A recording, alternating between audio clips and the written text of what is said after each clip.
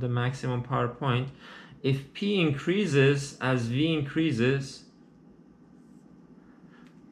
it means that we are on the left side. So we keep increasing the V. If you're on this side, if you increase V, P drops down. So then in this case, you just have to reduce the V. So this is called perturbation and observation. We perturb the voltage and we observe the power, and based on that, we decide to either increase the voltage further or decrease it further. This method is probably the most commonly used Mppt algorithm, mainly because it's basically a compromise between accuracy and difficulty, complexity of implementation. So it's not super accurate. Most of the time it doesn't stabilize, so it keeps moving here in the MPP region.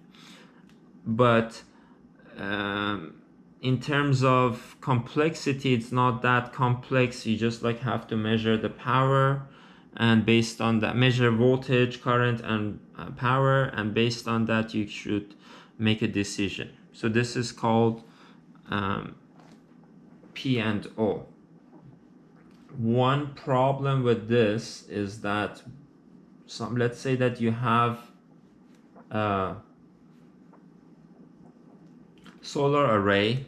So solar array in a solar power plant is basically made of many different solar panels or solar modules. So they are located at different places, so they might get different irradiation and illuminance, right? So some part might be shaded, right? So you might end up with something like this for the PV curve. Okay, or sorry, this is IV. Something like this. Okay, so then you might find your local maximum instead of the global maximum. So that is one problem with this kind of algorithm. We're not gonna go through every details of this method. We just want to introduce it here. The other thing that we should know about P and V is here.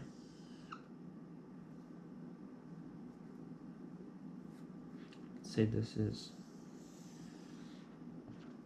the maximum power point, VMP.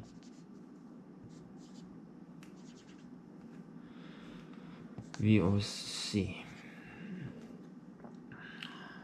So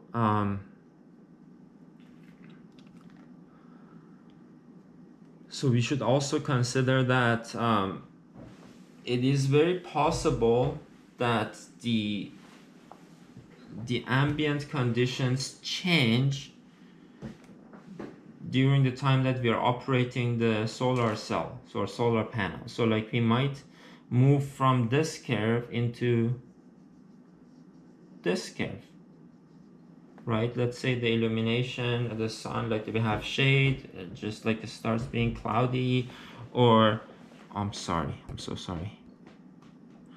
Let's say like, oh, we might have some trees or like something obstructing the sun, and our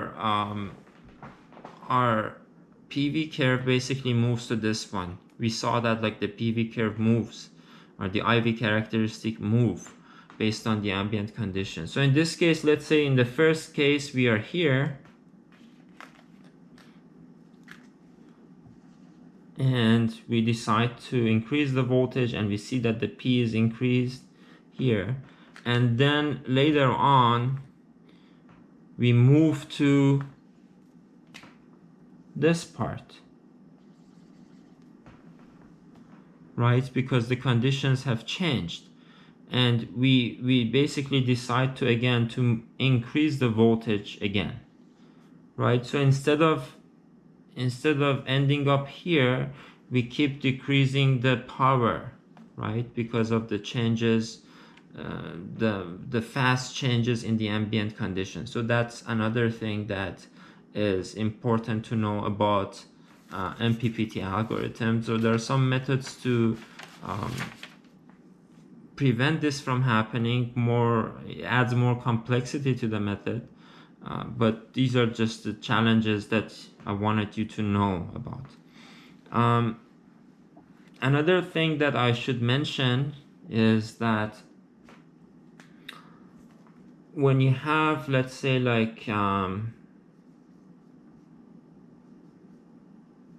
many solar cells together,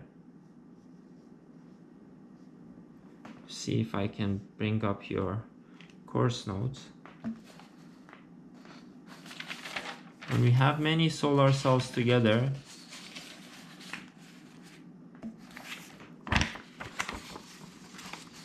we don't have it here. It is very possible again that we get partial one phenomenon that's called partial shading. That you would have one of these solar cells covered by the cloud or something else, and this basically is shaded. If that's the case, what happens when you have partial shading, it means that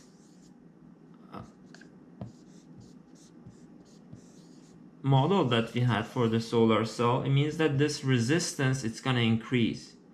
Okay, so it basically means that this would generate, or sorry, would consume the power. So the power becomes negative on this one.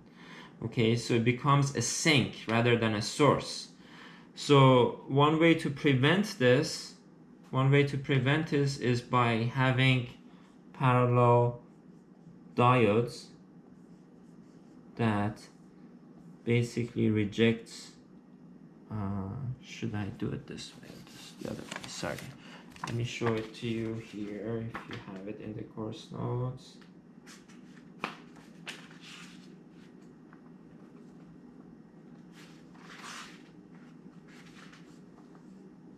Yeah, so as you can see, we would have parallel diodes to actually prevent this from happening, right? So that, like, we don't want the solar cell to become a sink rather than a source. So these parallel diodes would take care of that. So this is another thing I wanted to mention about solar cells and partial shading. Now let's talk about the last method, which is called incremental conductance. This one is the most accurate method, but also the most complicated method to implement. First of all, do you guys know what conductance is?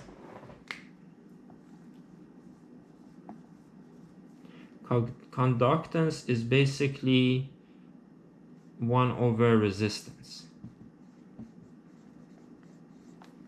Okay, so what is resistance? It's V over I.